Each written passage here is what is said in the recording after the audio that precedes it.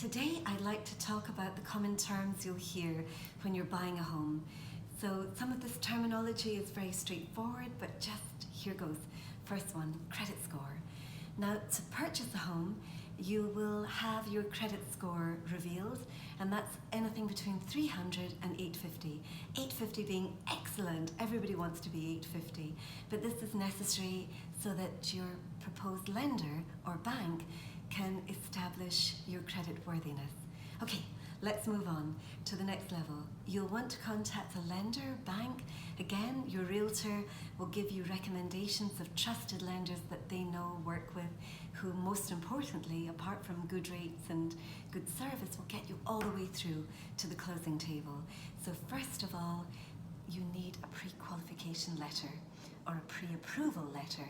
Now this is where you've contacted the lender, you've established that you can buy a house, and this is the amount of money that you can put towards a house purchase. Okay, the next item that you're going to look at is your interest rate. Now, mortgage interest rates can vary depending whether it's a fixed term loan, 15 years, 30 years, and again, that gives you an indication so you know what your monthly payment will be, and the rates, are really good just now.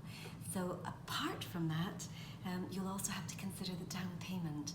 Now there are different kinds of mortgages, which I won't go into just now, and eligibility, but a good lender and a good realtor will be able to help you understand that process. So your down payment can be anything from 3 to 20% typically. Of course, it can be anything you want it to be. So the next item on the list will be inspections. So let's assume that you've got yourself credit-worthy, pre-approved, you've put a contract offer on a house, and now you're going to want to have inspections. A pre-inspection sometimes can be given by the seller, but normally you have to have your own home inspection, and it's always worthwhile just to make sure you don't have any surprises or items that maybe need attention, and you can ask the seller.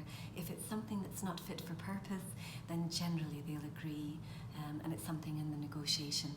But importantly, your lender, especially in Oklahoma State, determine that you need a termite inspection, and this is to make sure you've no wood destroying or wood eating insects that would compromise the property, because they're going to be financing this property. So your realtor will give you perhaps some of the companies they recommend that they know that are good and approximate costs, so you know what you're going to be paying. So once you've got that done, it's all been agreed, the next step is appraisal.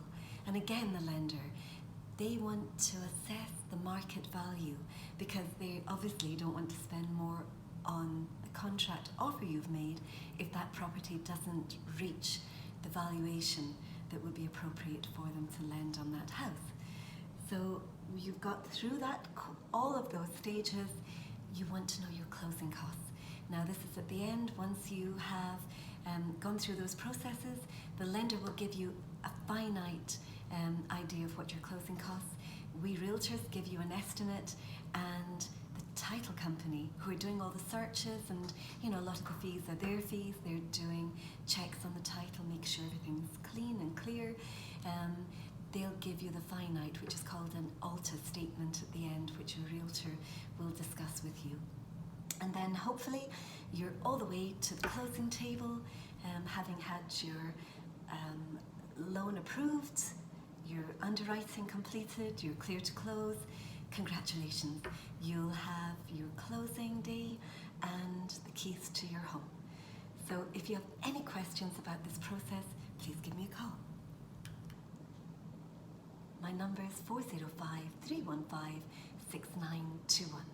Almost forgot to give you that.